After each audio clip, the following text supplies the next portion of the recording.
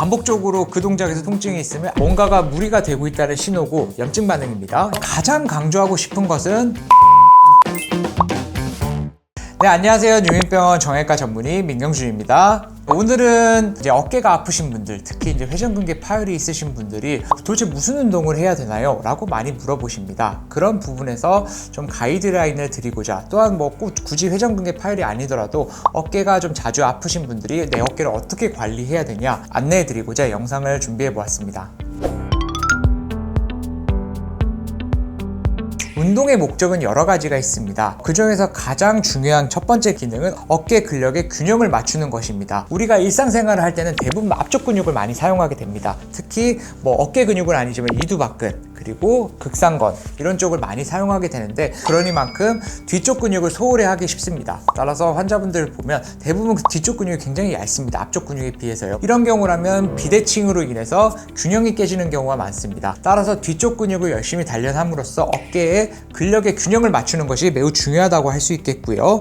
그리고 또한 이제 어깨의 기능을 향상시키기 위해서 운동 치료는 매우 중요합니다. 아프고 가동 범위가 떨어지고 그러면 어깨의 근력이 떨어지게 됩니다. 그렇기 때문에 어깨의 기능을 유지시키기 위해서 운동은 꼭 필수라고 할 수 있겠고요. 세 번째로는 회전근개에 손상을 늦춰주게 됩니다. 주변 근육을 단련을 하게 되면 손상된 회전근개가 일을 덜하게 됨으로써 회전근개가 충분히 쉴 수 있는 시간도 주고 부하를 나머지 근육과 이제 같이 나누게 됨으로써 훨씬 더 나중에 손상이 되는 것을 방지할 수 있다고 보시면 될 것 같고요. 네 번째는 이제 특정한 동작에서 통증을 줄여주는 역할을 하게 됩니다. 따라서 이런 네 가지 정도가 우리가 꼭 운동을 해야 되는 필요성이라고 볼 수 있겠습니다. 집에서 가장 할 수 있는 것은 기본적으로 스트레칭입니다. 의사 선생님들도 많이 강조를 하고 저 또한 이제 외래에서 많이 강조를 하는 것인데요. 스트레칭을 해주면서 어깨 주변 근육을 풀어주고 긴장도를 낮추고 또한 가동 범위가 잘 나올 수 있게 해주는 것이 근육의 파열을 진행시키는 것을 방지하는 데 도움이 많이 됩니다. 아무리 강조해도 지나치지 않은 게 스트레칭이고요. 어깨 건강을 유지하시는 데 도움이 됩니다.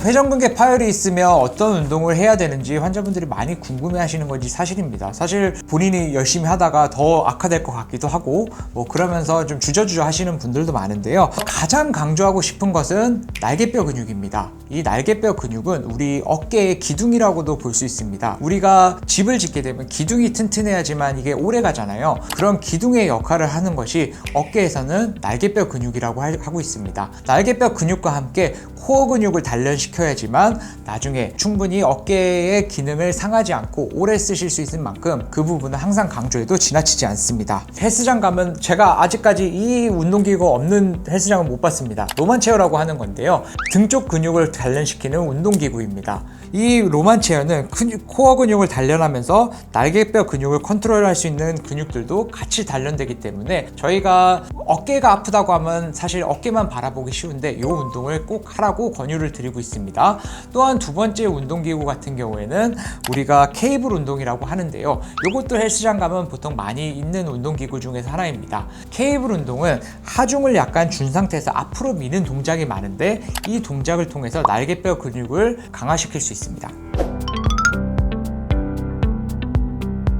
제가 환자분들한테 안내해 드리는 거는 스트레칭과 근력 운동을 나누고 있습니다. 스트레칭 같은 경우에는 한 자세를 바로 끊지 마시고요. 한 15초에서 30초 정도 자세를 유지시켜 주는 것이 좋고, 그 자세를 한 번만 하지 마시고 5회에서 10회 정도는 반복해서 하시는 것이 좋습니다. 한 세트당 10초 정도는 쉬어주시는 것이 좋고요. 근력 운동은 한 세트당 한 10회에서 15회 정도를 꾸준히 할 수 있는 하중으로 하시는 것이 좋습니다. 세트 사이에서는 30초에서 한 1분 정도는 좀 쉬어주시는 것이 좋고요. 충분히 근육이 힘을 먹는 만큼 한 세트 하고 끝나지 마시고 한 3세트 정도는 유지해 주시는 것이 좋겠습니다. 운동할 때는 자세가 매우 중요합니다. 자세가 나빠지게 되면 오히려 어깨 통증이 더 악화가 되고 회전근개 파열이라던가 그런 게 더 진행이 돼서 오시는 분들이 많습니다. 따라서 운동을 할 때 자세의 중요성은 아무리 강조해도 지나치지 않은데요. 어깨 운동 같은 경우에는 딱 요거 하나만 지켜주시면 될 것 같습니다. 바로 어깨 관절의 각도를 저는 매우 중요시하게 생각을 하는데요. 우리가 누워서 보면 견갑골의 각도는 땅바닥에 누워있을 때 땅바닥에서 한 30도 정도 띄어져 있는 것을 볼 수 있습니다. 이것을 스캡션 각도라고 합니다. 이 스캡션 각도 뒤로 넘어가는 것은 회전근개와 우리 위에 있는 견봉뼈가 직접적으로 부딪힐 수 있는 요인을 만들어주는 만큼 그 스캡션 각도보다 앞에서 운동하는 것이 좋습니다. 즉 어깨를 들 때 뒤쪽으로 넘어가시는 것은 매우 안 좋은 자세라고 할 수 있겠고요. 이 스캡션 각도 30도보다 앞에서 운동을 하시는 것이 좋겠다고 말씀드릴 수 있겠습니다. 가장 안 좋은 운동 중에서 하나가요, 인클라인 벤치프레스라고 해가지고 가슴의 좀 위쪽, 즉 앞쪽 부분을 단련시키는 운동인데요. 회전근개에 직접적으로 손상이 갈 수 있는 운동인 만큼 좀 피해달라고 말씀을 드리고 있고요. 우리가 회전근개 파열이 있을 때는 당연히 머신을 이용해서 운동을 하라고 말씀드리고 있는데, 그 이유 같은 경우에는 머신을 이용해서 운동을 해야지만 국소적으로 내가 원하는 부위에 자극을 줄 수 있다는 장점이 있습니다. 우리가 만약 어떤 부위에 손상을 최소한으로 시키면서 나머지 부위를 강화를 시켜야 된다고 하면, 그럼 우리가 운동을 하고 싶어하는 부위를 국소화시킬 필요성은 있습니다. 따라서 회전근개 손상이 있으신 분들한테 저는 오버헤드 동작은 가급적 피하고 머신을 이용해서 운동을 하라고 말씀을 좀 드리고 있습니다. 또한 좀 피해 주셔야 하는 운동 같은 경우에는 숄더 프레스 같은 경우에도 회전근개에 좀 화중이 많이 가는 운동인 만큼 좀 손상이 진행될 수 있으니 좀 피해 달라고 말해드리고 싶고요. 풀다운 운동 같은 경우에도 환자분들이 헬스장 가서 많이 하는 운동인데, 이것도 이제 내리는 과정에서 이제 어깨에 손상을 줄 수 있기 때문에 좀 피해 달라고 말씀을 좀 드리고 있습니다.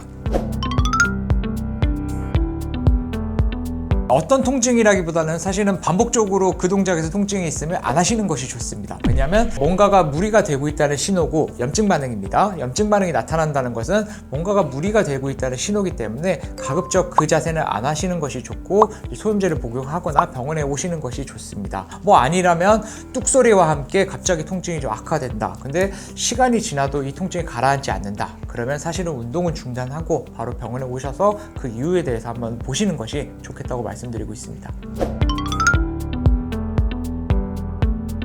여러 논문들에서 이제 회전근개 파열을 예방하기 위해서 삼각근이라고 하는 부분을 강화시키는 것을 강조를 하고 있습니다. 헬스장에서 삼각근을 단련시킬 수 있는 방법은 덤벨을 앞쪽으로 들은 프론트 레이즈, 이게 굉장히 회전근개에 무리를 주지 않으면서 삼각근을 단련시킬 수 있는 운동이고요. 숙이면서 옆으로 이제 덤벨을 드는 벤트 오버 라터럴 레이즈 방법 등이 이렇게 삼각근을 효과적으로 단련시킬 수 있는 방법입니다.